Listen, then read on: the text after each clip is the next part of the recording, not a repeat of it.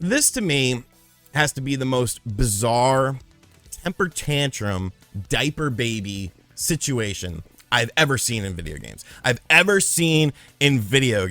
This is more bizarre than the fact that I'm growing in this nice full mustache because fall is coming and I want to keep my upper lip warm. This is more bizarre than the fact that my grandparents are celebrating their 60th wedding anniversary. Give the video a like for their 60th wedding anniversary, because I'm sitting here thinking, if I got married today, I would not see a 60th wedding anniversary because I would be dead. I'd probably be dead before the 30th wedding anniversary. Let's keep it a buck. I'm not the healthiest person in the world, but what Sony is doing has to be the most bizarre temper tantrum, you stole my bottle thing I've ever seen. And I think it's absolutely ridiculous that people are out there justifying Sony's stance on this. And they're like, oh, well, I mean, it does kind of make sense. If you honestly think that, there's something wrong with your thinking. You know, everyone's allowed to have an opinion, but sometimes opinions are just wrong. And I feel like in this situation, it is just a wrong opinion. Maybe you're not looking at it from a full standpoint and how the world works, how everything in the world works. Because here's a life lesson, kiddies.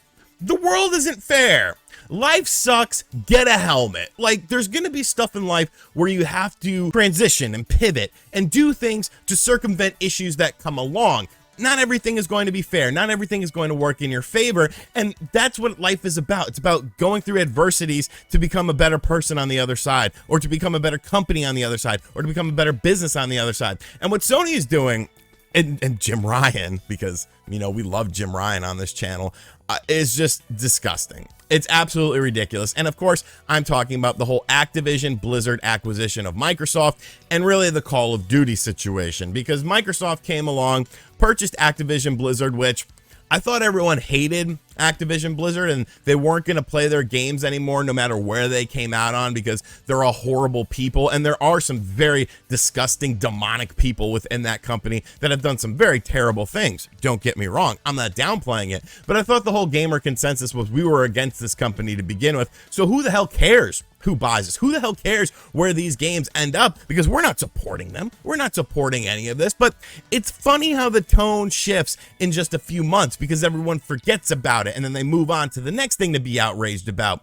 But Sony has been very vocal about this acquisition because they're not happy about it. They don't think it's fair. It's not fair. It's not fair that they're buying this company and now these games are going to be under their umbrella, which I could point out the hypocrisy of that in just a moment, because Sony's a company that pays for exclusives, just like Nintendo's a company that pays for exclusives. So how is it any different? But we'll get to that in just a second. Because a story came out yesterday of Jim Ryan with his little rattler, rattling, whining, and complaining about Call of Duty. And PlayStation does not feel that Microsoft is making an adequate effort to keep Call of Duty on the system. Here's the story in question.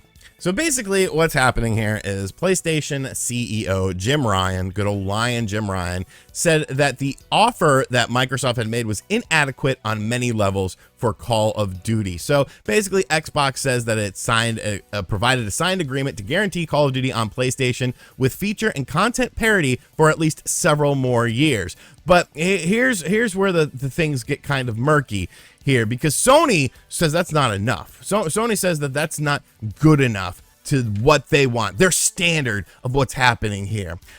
I hadn't intended to comment on what I understood to be a private business discussion, but since I feel the need to set the record straight because Phil Spencer brought this into the public forum. Microsoft has only offered for Call of Duty to remain on PlayStation for 3 years after the current agreement between Activision and Sony ends. After almost 20 years of Call of Duty on PlayStation, their proposal was inadequate on many levels and failed to take account of the impact on our players. We want to guarantee PlayStation gamers continue to have the highest quality Call of Duty experience, and Microsoft's proposal undermines this principle. So let me get this straight.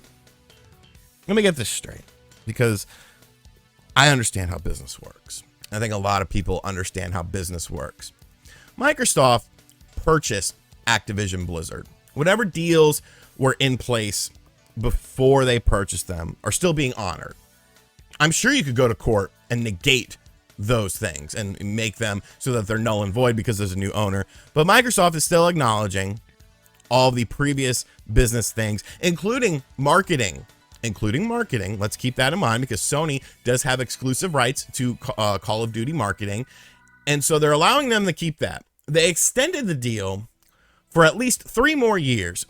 Let's just say at the bare minimum, because I believe there was a 2-year Call of Duty deal already in place. So I think at the bare minimum, it's until 2027. 2027. So really 5 years of Call of Duty on PlayStation. And Jim Ryan is saying that's not enough. It's not enough. Are you out of your damn mind? Have you lost your damn mind, good sir? If I'm Microsoft, I'm like, you know what? I'm taking this offer off the table, and y'all can do whatever you want. Microsoft does not have to allow Call of Duty to continue on PlayStation. They don't have to allow Minecraft to continue on all platforms, but they do, because it's a smart business decision. But at the end of the day, you want people playing on your platform or on your service or on, whatever you're doing, your Game Pass or stuff like that. If I'm spending a bunch of money to buy a company because I want to use their assets to improve my company, and I want to use their titles and their IPs to improve my company, what does it matter what somebody else thinks is fair or not? Okay, look at Sony. How many games has Sony paid for to have exclusive rights to it, or for that game to be a console exclusive on their platform? Okay, games like, remember Deathloop? That was a Bethesda game that Sony had a 1-year exclusive on, that Microsoft had already purchased Bethesda, and they were like, oh yeah, release it, whatever, because we're not going to have that tied up with it. You remember Final Fantasy VII Remake and Final Fantasy VII Remake Part 2 and Final Fantasy VII Remake Intergrade and Forspoken? Like, there's so many titles that Sony themselves have paid for in order to get it exclusive, console exclusive on their platform. Nintendo does the same thing. How is this any different? How is it any different from purchasing one title or one IP from purchasing to purchasing a company? Obviously, if you purchase a company, you're going to have a lot more stuff there. But the principle of the matter is still the same. You're paying for this game to stay exclusive on your platform so that people come over to your platform. You can't come up with a shooter idea in 5 years. Look, Sony, I can think of 3 franchises right now that could easily fill a Call of Duty void on your platform. Even though, remember, no one's playing Call of Duty anymore because Activision bad, got good old social justice warriors fighting the fight. You have 3 franchises in your back catalog that you could easily make into a Call of Duty like experience. One of them is kind of a little bit more outside. It would be SOCOM, because that's a third-person game. What about Killzone? What about Resistance? Those exclusive games that you had on your own platform from your in-house companies. You can't make a new Killzone, you can't make a new Resistance game to sort of compete with the marketplace. You don't want competition, you want console parity. If that's the case, then get rid of console exclusives. Put all your console exclusives on another platform. Oh, that doesn't work for you.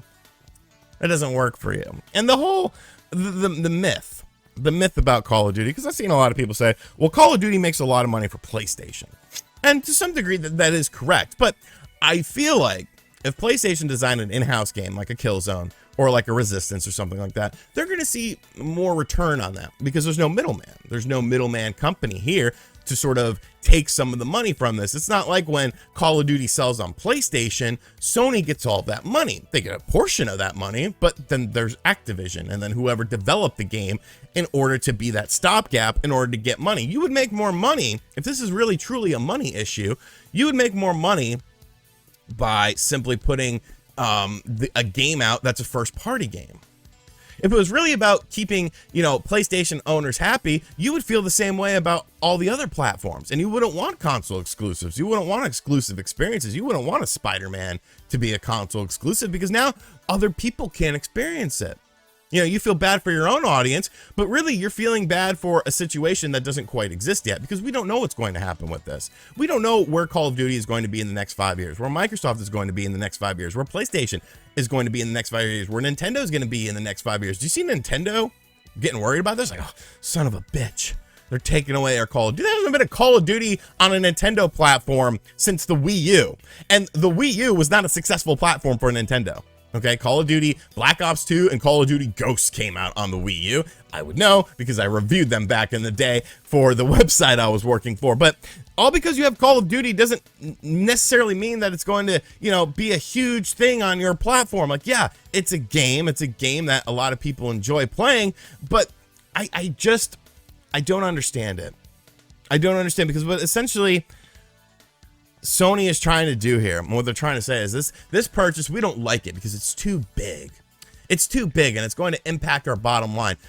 You stupid son of a bitch. That's the whole point of these acquisitions, okay? You are purchasing companies left and right, whether they're small companies, whether they're mobile companies, whether they're this, that, and the other. You are purchasing companies, okay? Microsoft is purchasing companies. Nintendo, to a smaller extent, is purchasing companies. This is how the industry is shifting. You might not like the whole fact that it seems like the whole video game industry is now in a bidding war and people are buying up people left and right, and these companies are getting bought up, and now your major players within the video game industry are just trying to become these huge companies. But at the end of the day, it's business.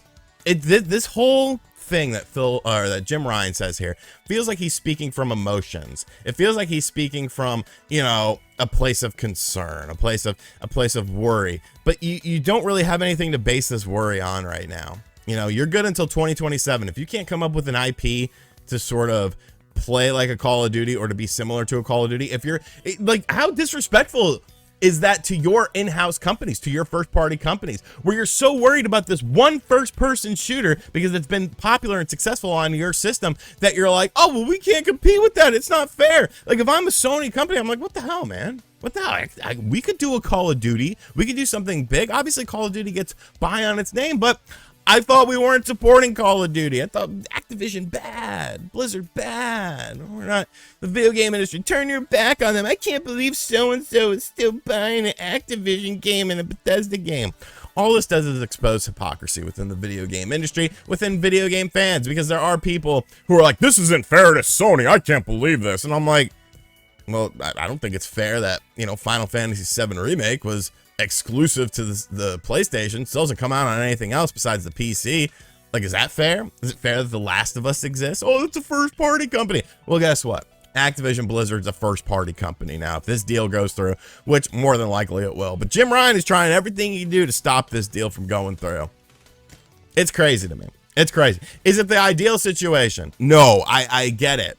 You know, I get it. There are going to be PlayStation fans that are upset by this, but you got 5 damn years, man. You could figure, you know, you start saving your money right now. You could buy an Xbox platform. You could get a PC rig to play your Call of Duty on there because it's still going to be on there. Like, I don't know, man. I don't get it. I don't get it. If a company's willing to pony up money to have something exclusive onto their platform, is it fair? Is it ideal? I mean, that's not the point. The point is they can do that. And all because they can do that, does that mean they should do that? Well, if I'm a company trying to revive my video game division after the fact that, you know, the Xbox One didn't do all that well for me, and my video game division isn't doing all that well, I'm trying to do everything I can to make it better. And I'm not worried about outside sources, and I'm not worried about, oh, is this going to impact the other company? Who gives a shit? Who cares? This is business, bro. This is business. But yeah. People are justifying it. People are upset by this. People are hurt. It's not fair to Sony. It's not fair to Sony. It sounds like Sony needs to put on that helmet because life's not fair. You got some helmets to wear. You can wear your Killzone helmet, your Resistance helmet, bring back MAG. You remember MAG? That was another PlayStation 3 exclusive game. Was that fair? Like, Jesus, I could go on for days about this.